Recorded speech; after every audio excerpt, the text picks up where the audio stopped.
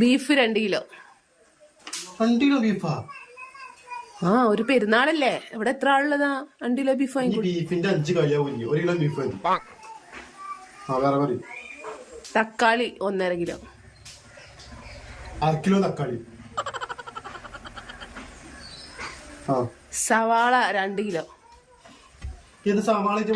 സവാള പിന്നെ വേണ്ടേന്ന്, ബീഫ് ഉണ്ടാക്കണമെങ്കിൽ സവാള വേണ്ടേ?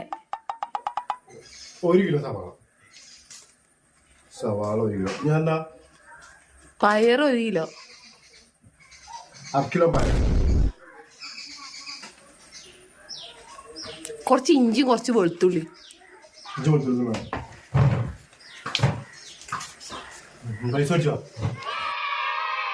വയ്യ, എല്ലാരും ഇങ്ങനെ പനെടുത്തുകയില്ല, പോത്തുപോലായിട്ട്.